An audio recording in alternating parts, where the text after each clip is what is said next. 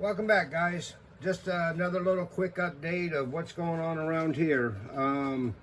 What I got going right now is I have a couple of subscriber questions that I want to address. And the first one is Don at HF Customs. He asked me, hey Gary, when you drill out the rivets on the bottom of these Hot Wheels, how do you put these cars back together again? Well, some guys will epoxy glue them. Some guys will use JB Weld. I just don't think it looks very finished correctly or professional looking. So I like to use a hex head little screw in there. And what I do is I use this little kit here that I bought from Bright Vision. It's called the Complete Rivet Restoration System 1-72 Sampler Pack. And I think it was like a $31.95 free shipping. And what it comes with is this Allen wrench, a big screw to knock the rivet head off, a little screw to drill the post that's below it, and then a tap with a cross T handle. So you can re-tap that little post from this drill that you made a hole with, and that will fit these little screws here with the washers. And once you've tapped it and cleaned it up, I usually like to use a drop of oil when I'm tapping or drilling, and put your Allen wrench head or on the head of that little screw and screw her right in. Nice and clean, and if you ever want to take it back apart again, you can. And it just looks more finished than having a big glob of JB Weld or something under there. And it just looks cooler. If you're going to spend all that time doing it, you may as well make it look nice. That's a little 65 Impala that I painted black and switched out the wheels and tires on it. It already came with a chrome base and bumpers and stuff, so I put chrome wheels back on it. And I think it just looks a lot meaner than it did from when it came in the package. This El Camino, same thing. I just switched out the wheels and tires. When you buy these things, they have these not so great looking rims and plastic tires. Well, that's a big a lot of Hot Wheel guys don't like the plastic tires. They like the rubber, what they call real riders on it, and I have to agree. They're so much nicer. And I've been buying my my tires. I've bought in several different styles of tires from a company called Shop 164. I'll leave their .com in the description box down below, so you can reach out to them. They're really good people. They got a great product. They're very fast shipping, and when you get them here, they make your $1.25 Hot Wheel, look like $100. So yeah, it's definitely a good investment if you're going to be doing these Hot Wheels. I buy probably 5 at a time or 10 at a time. It averages to about $3.95 per set.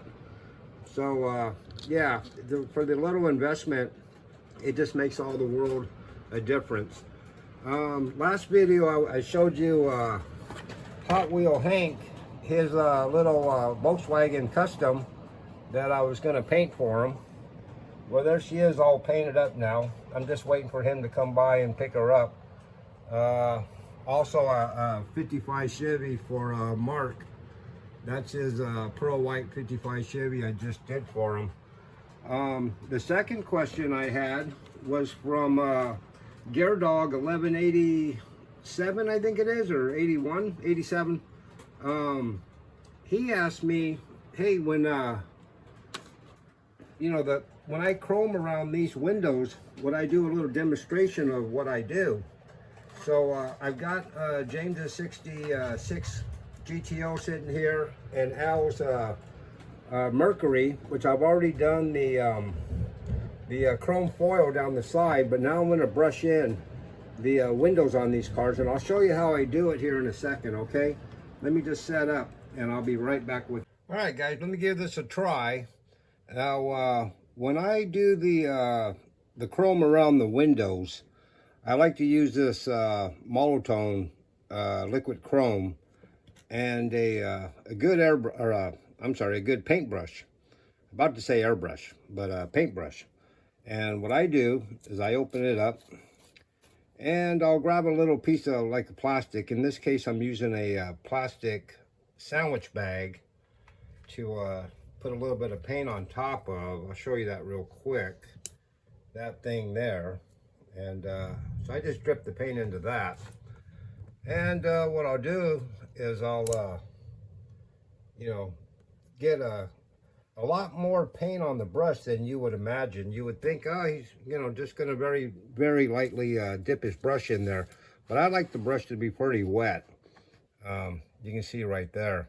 And all I do from here is I make sure there's plenty of paint on the brush, and I'll just drag it right around that, right around there, like so.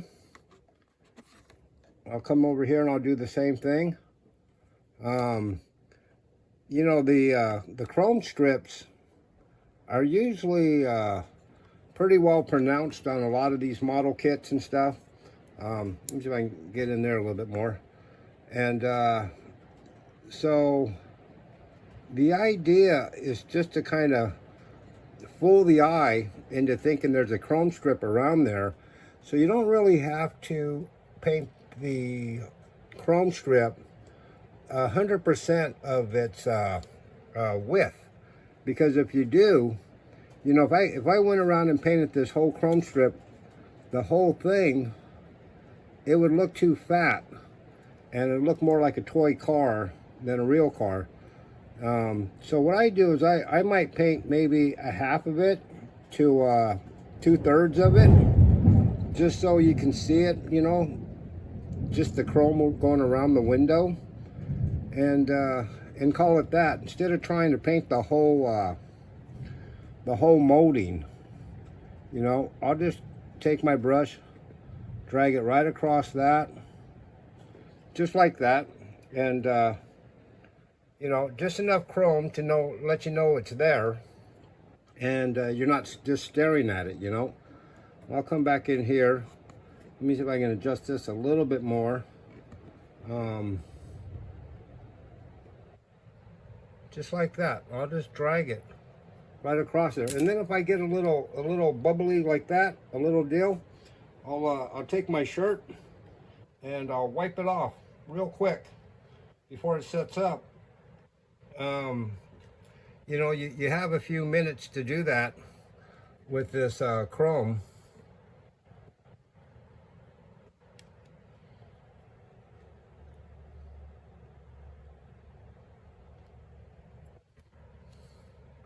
Hopefully I'm in camera and you can see this, because I'm not looking through the camera right now.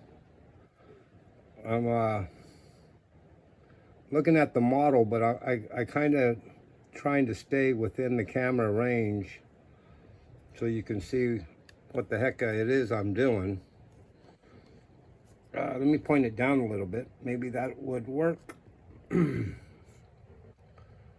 And the idea too is not to touch this.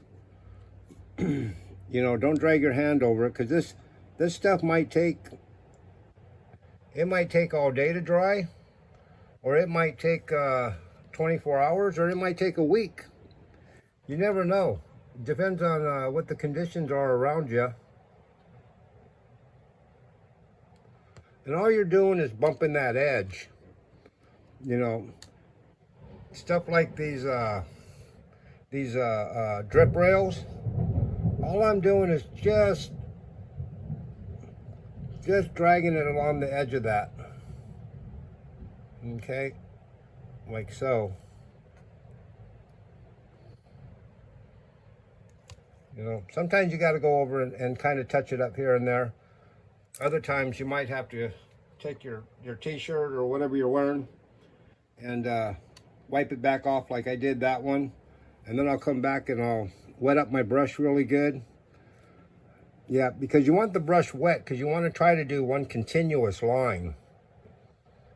without running out of chrome. You want to do one continuous line if you can, instead of stopping and going.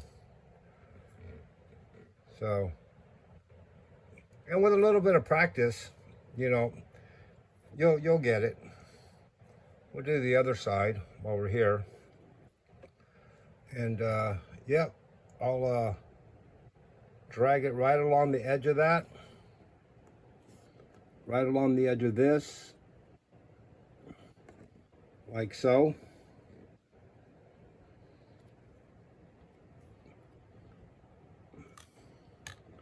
Then stuff like the wing windows, you can pretty much just wet out as much as you want, because they're fairly thick. They're fairly thick.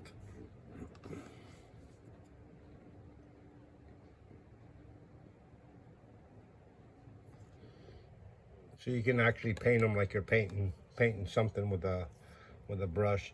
You know, you can reach inside here and do that. I always try to remember to do the inside of the wing window too. Maybe the front post. Just so when the car's all back together again and you kind of look down in there, you know, you see that the inside of the wing window post is got chrome on it too. This particular car, I'm sure this whole piece was chrome. So we're going to do that. And hopefully, and all I'm doing is dragging my brush across the top of it with a wet brush. It's got to be wet.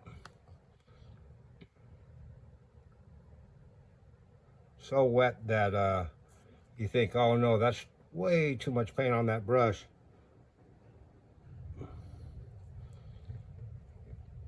Biggest thing is you can't be afraid. You know, don't be afraid to do it, because you can always wipe it back off. You know, if it just doesn't look like what you're trying to do.